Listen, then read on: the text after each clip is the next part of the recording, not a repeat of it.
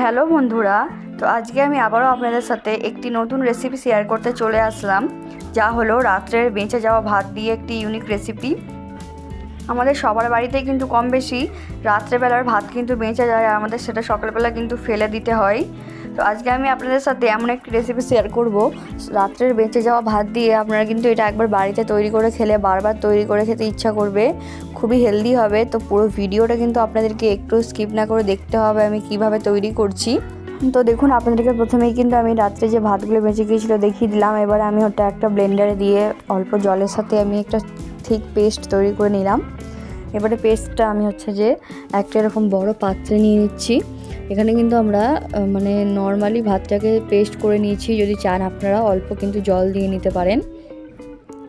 এরপর দেখুন আমি পেস্টটা এর মধ্যে দিয়ে পেস্টটাকে প্রথমে আমাদেরকে অল্প, যেহেতু দেখতেই পাচ্ছেন এটা কত ঘন কনসিস্টেন্সিতে আছে, আমাদের কিন্তু আপনারা চাইলে এখানে আরও সামান্য পরিমাণে জল দিয়ে নিতে পারেন, তবে আমি দিচ্ছি না। আমি খুব ভালোভাবে এই যে লাম্পসগুলো আছে খুব ভালোভাবে চামচের সাহায্যে মিশিয়ে নিচ্ছি। দেখুন চামচের সাহায্যে মিশিয়ে নিচ্ছি, এরকম কনসিস্টেন্সির কিন্তু এসেছে। এইবারে আমরা এটাকে রেখে দেব। দেখুন কিছুক্ষণ রেস্টের জন্য রেখে দিলাম। এরপর আমি এর মধ্যে ময়দা দিয়ে নেব। এখানে আমি প্রায় 3 কাপ পরিমাণে ময়দা দিয়েছি। এখানে ময়দাটা একটু বেশি পরিমাণে দিয়েছি, আর তার উপরে আমি এখানে চালের গুঁড়ি দিয়ে দিলাম 1.5 কাপ পরিমাণে। এটা ভাজা বাজারে কেনা চালের গুঁড়ি, সেটা দিয়ে দিলাম। এইবারে আমি এর মধ্যে 1 চিমটি পরিমাণ লবণ, একটু বেকিং সোডা দিয়ে দিলাম।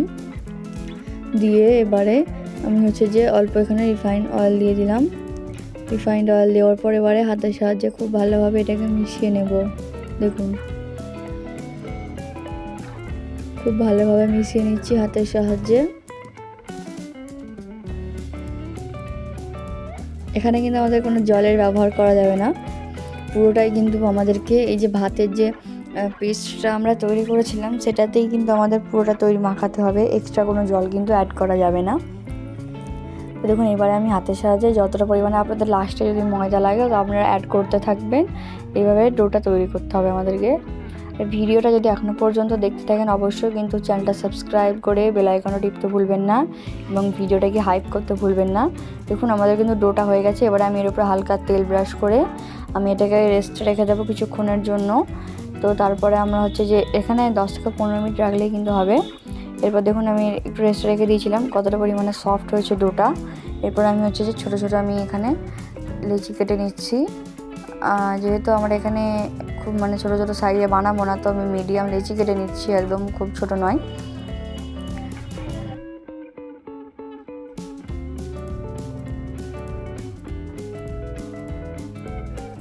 দেখো এইবারে আমি বেলনিতে তেলটা ব্রাশ করে নিলাম। এরপর একটা ডো দিয়ে খুব ভালোভাবে যেভাবে আমরা লুচি বেলি সেম ওইভাবেই কিন্তু বেলে নিতে হবে। আর এখানে কিন্তু তেলের ইউজটা করতে হবে, নাহলে কিন্তু এটা বাড়বে না, একদমই ছিঁড়ে যাবে। তো তেলের ইউজ করবেন। এইভাবে একে একে কিন্তু আমি সবগুলো বেলে নেব।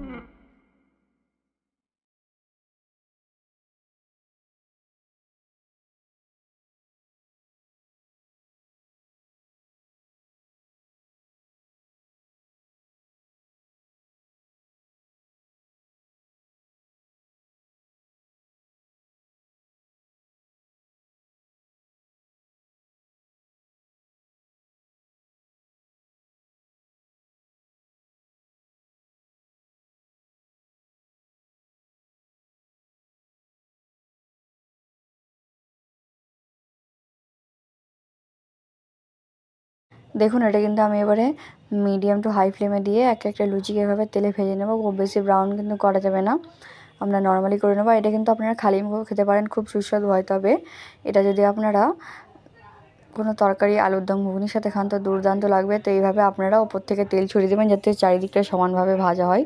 এভাবে আমি তৈরি করে নিতে থাকবো এক একটা।